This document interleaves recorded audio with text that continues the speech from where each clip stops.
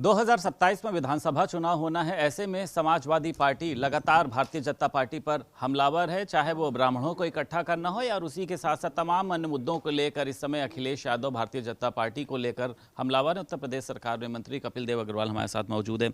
अभी हाल ही में उन्होंने एक ब्राह्मणों की बैठक करी और कहने लगे कि जो भारतीय जनता पार्टी के सताए हुए ब्राह्मण हैं वो हमारे साथ हैं और इस बार जो है वो साइकिल चलाने जा रहे हैं, यानी समाजवादी पार्टी की सरकार बनने जा रही है। देखिए, समाजवादी पार्टी लगातार कहीं ना कहीं अवसर ढूंढने का काम कर रही है। कभी ब्राह्मणों की बात करते हैं, कभी पीढ़ी की बात करते हैं, कभी दलितों की बात करते हैं, कभी अल्पसंख्यकों की बातें करते हैं, पर अपने कर्म नहीं देख रहे हैं। उनका अपना कर्म कैसा है, व्यवहार कैसा है, क्या उन्होंने किया है, उनकी पूर्व की सरकारों में उनको काम करने का अच्छा अवसर मिला है, उन्होंने कैसे ब्राह्मणों को अपमानित करने का काम किया, महिलाओं के साथ, बेटियों के साथ कैसे अनाचार अत्याचार उनकी सरकार में हुआ है, और ब्राह्मणों को लगातार बरकराने का काम करते हैं। तो मुझको लगता है कि ब्राह्मण समाज हो, हम जाति की बात ही कर रहे हैं। सच्ची बात तो ये कि जाति का विषय नहीं है, हम केवल ब्राह्मणों की बात ही नहीं करते हैं। भारतीय जनता पार्टी सबका साथ और सबके विकास के साथ काम करती है, और इनके पीढ़ी ब्राह्मण तो ही नहीं, उनके पीढ़ी ब्राह्मण नहीं है, ब्राह्मण तो उनकी पीढ़ी से बाहर है। तो इसलिए आज उनको याद आई, अरे पीढ़ी के अंदर ब्राह्मण छूट गए, तो ये ब्राह्मण की अलग से बात कर रहे हैं। तो मुझको लगता है इनकी भैका में कोई आने वाला नहीं है, वो थोड़ी सी वोटों में सिमटने वाले हैं। इनके चाल और चरित्र को इस प्रदेश की जनता ने देखा है, झेला है। महिलाएं प्रताड़ित रही हैं, युवा प्रताड़ित रहे। बोर्ड पर नकल देकर इमला बोल करके नकल होती था, इमला बोल करके नकल, इतना भ्रष्टाचार की सरकार में था। 45% वाले बच्चे के 80% नंबर आते थे और 60% वाला छूट जाता था 55% के ऊपर, चूंकि पीछे छूट जाता था। ये हालात इनके थे।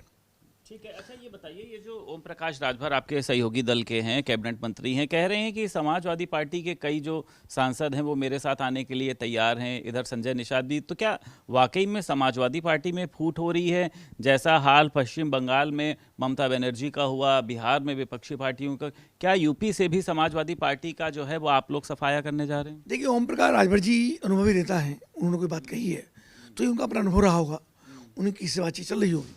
पर मुझको लगता है समाजवादी पर लोग परेशान तो बहुत हैं, और लगातार जिस एजेंडे को लेकर के समाजवादी पार्टी का कार्यकर्ता, उनका वोटर जिसमें विशेष रूप से मुस्लिम है, तो मुस्लिम इतना प्रताड़ित और दुखी है। एक बार, दो बार, तीन बार, चार बार उन्होंने भरपूर वोट समाजवादी पार्टी को देने का काम किया। लेकिन जब मैं कह रहा हूँ आजम खां की बात आप लीजिए, आजम के साथ न्यायालय ने क्या किया, सरकार ने क्या, एक विषय अलग है। तो कोर्ट अपना काम कर रहा है, कोर्ट ने उनको सजा दी, वो जेल में लगातार रहे हैं। पर समाजवादी पार्टी एक शब्द उनके लिए नहीं बोली, एक बार धरना प्रदर्शन नहीं हुआ, सड़कों पर नहीं आई, कोई प्रदर्शन नहीं किया, उनकी आवाज़ को नहीं उठाया। तो मुसलमान इस बात के लिए दुखी है कि इतने वरिष्ठ नेता जो आदरणीय मुलायम सिंह यादव जी के बिल्कुल कंधे से कंधा मिलाकर चलने का काम करते थे, जिनको श्री अखिलेश यादव चाचा बोलते हैं, तो उनके लिए आप सड़कों पर नहीं आ रहे हैं, आप बातें कर रहे हैं।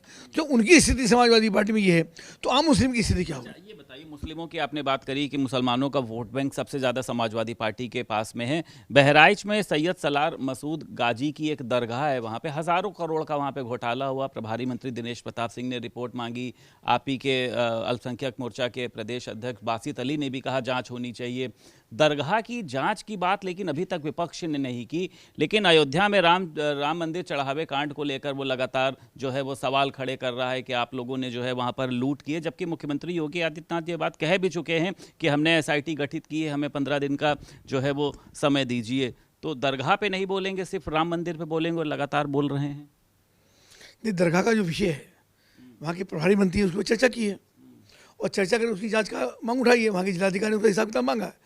तो मुझको लगता है जो भी विषय होगा उसका जांच। राम मंदिर पर क्यों ये लोग इतना ज़्यादा सर आक्रामक हैं? मतलब अब तो सीएम ने बोल भी दिया है सर, राम मंदिर का एसआईटी का गठन करने की घोषणा बल्कि गठित हो चुकी है, और मुख्यमंत्री ने उसे लिखा है कि जो भी इसमें होगा दोषियों पर कार्रवाई होगी। ठीक, बहुत शुक्रिया बात करने के लिए। उत्तर प्रदेश सरकार में मंत्री कपिल देव अग्रवाल हमारे साथ मौजूद थे। लखनऊ से वीडियो जर्नलिस्ट मेहंदी हसन के साथ संदीप खेर, भारत समाचार।